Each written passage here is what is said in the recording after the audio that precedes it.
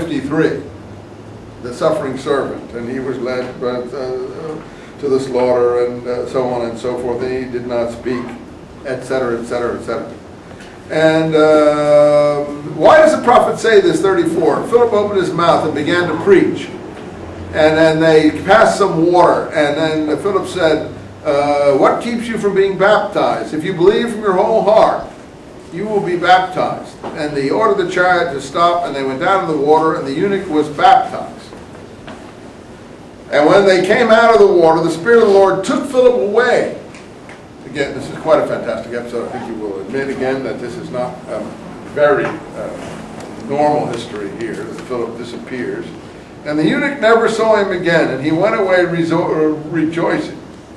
And Philip was found at Azotus, which is somewhere south of present-day Tel Aviv. And then he preached the gospel to all the cities until he came to Caesarea. Well, I don't think a lot of cities along the coast there, but anyway, he came to Caesarea, but he was going to Gaza. Well, he never got to Gaza, apparently. In any event, you'd have to look at the map. We'll do that next time. But what I think we have here is the conversion of Queen Helen's son that we've already met in Eusebius and Josephus. And the key thing, I think, is the idea of eunuch. That is, they were reading the scripture, and a teacher came to them and asked them, do you know the meaning of what you are reading?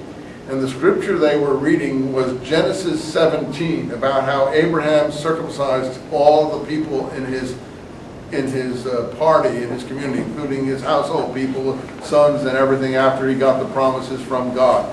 And then they immediately went out and had themselves circumcised. Now, I'm not saying that anyone should do that. What I'm trying to say is that that episode is in Josephus, and it's in the Talmud, and it's in Eusebius. And I think this is the opposite side of the coin to that episode, and we'll see why. That being a eunuch is how the Romans thought of circumcision.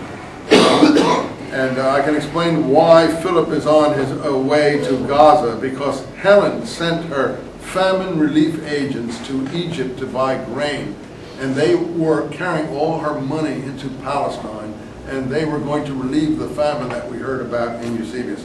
Anyway, we'll pick up next time about that, but I think that the two episodes are parallel. We'll be able to talk about that a little bit next time. And then we'll go on about how Peter gets his tablecloth vision in